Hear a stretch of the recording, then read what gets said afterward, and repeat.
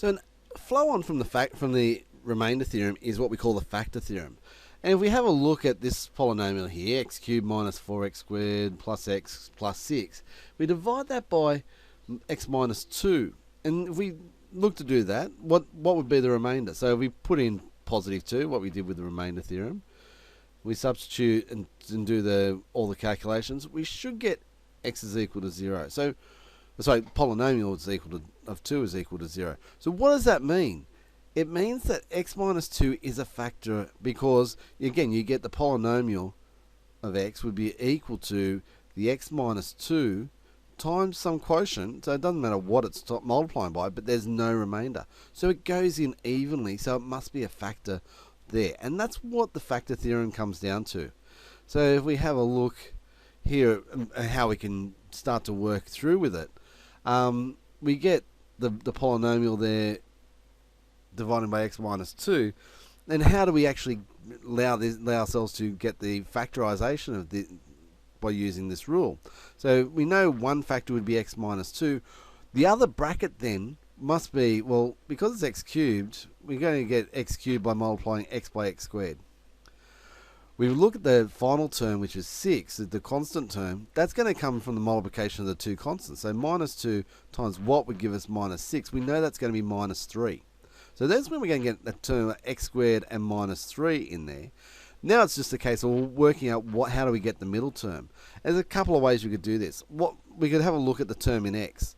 We get the term in x by multiplying x by, in the first bracket, by the constant there. And we multiply the minus 2 by whatever the middle term would be. So if that's going to be a plus x, we know that x times minus 3 is going to give us minus 3x. So then we've got to say, well, if we've got minus 3x here, what are we going to have to add to it to give us positive x? Because it's got to end up with a positive x. And we've got minus 3 plus something to give us the x, because that's the addition of the terms. So that gives us the x there.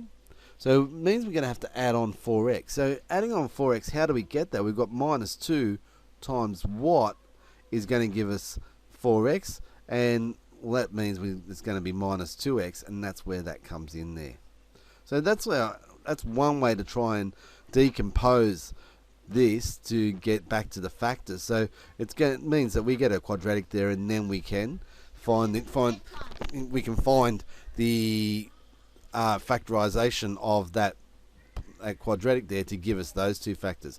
The other way to do that is to start to look and go, well, we know what numbers are going to go into that value there, what the multiplication of the constants. So if we can keep picking factors of 6, and remember the factors are going to be either plus or minus 1, plus or minus 2, plus or minus 3, or plus or minus 6, then we know that, well, we're going to have to get some of those numbers, and we can substitute those in to the polynomial to try and find out these ones as well. That's a little bit harder to do, and we'll have a look at some examples soon that in other videos that show where you can try and do that, but that's a little bit harder. It's probably easier once you've got one of the factors to try and get to the quadratic there and then break down the factors.